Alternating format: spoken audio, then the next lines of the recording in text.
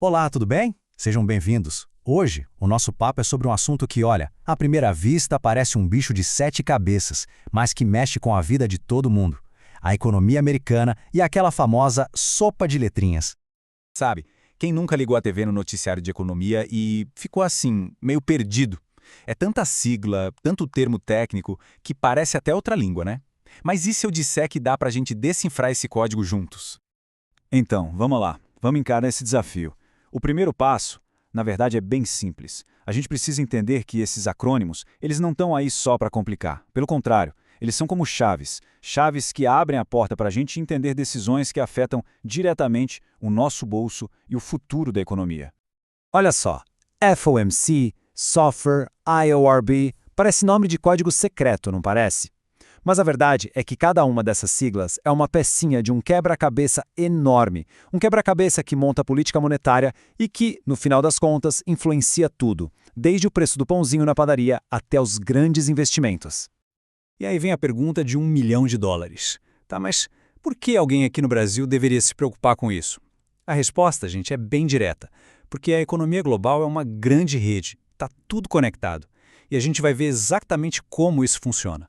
Pois é, a conexão é direta e, olha, é bem forte. Pensa assim, uma decisão sobre juros que é tomada lá nos Estados Unidos, ela não fica lá. Ela viaja e chega aqui no Brasil quase que instantaneamente. E aí o que acontece? Mexe com o fluxo de investimentos, com o valor do dólar e, claro, com o preço de um monte de coisa que a gente consome. É um efeito dominó, só que em escala global. Então, o ponto principal é este. Entender o que está acontecendo lá fora não é só para matar a curiosidade, sabe? É uma ferramenta estratégica. É fundamental para a gente conseguir navegar melhor no cenário econômico aqui no nosso dia a dia. Mas calma, tem uma boa notícia no meio de tudo isso. A gente não precisa ficar batendo cabeça no escuro. Existe sim um jeito de traduzir esse economés todo. E é justamente essa ideia que a gente vai explorar agora.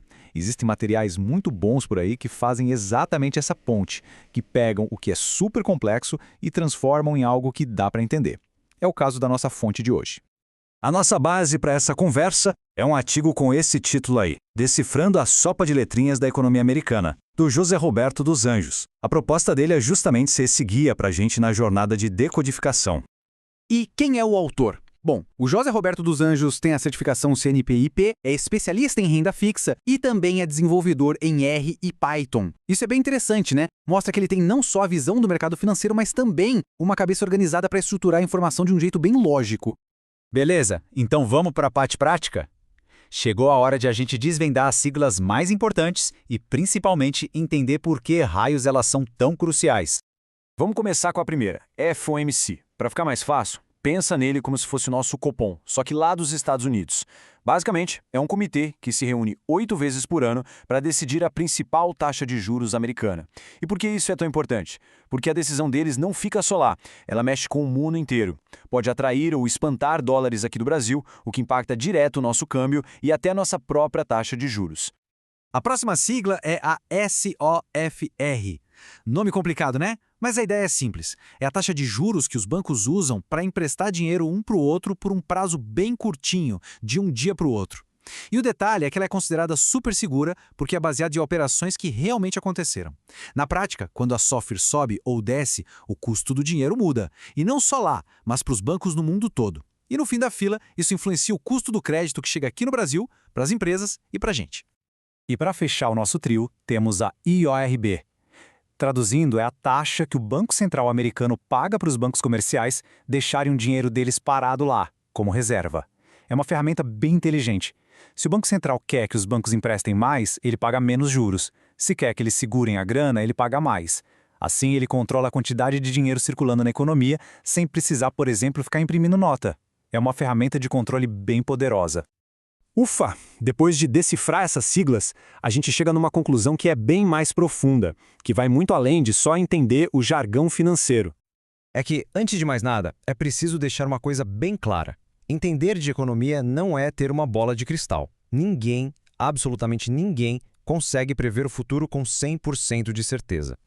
O verdadeiro poder, a grande sacada é outra. É usar a informação que a gente tem hoje para tomar decisões melhores, mais conscientes no presente.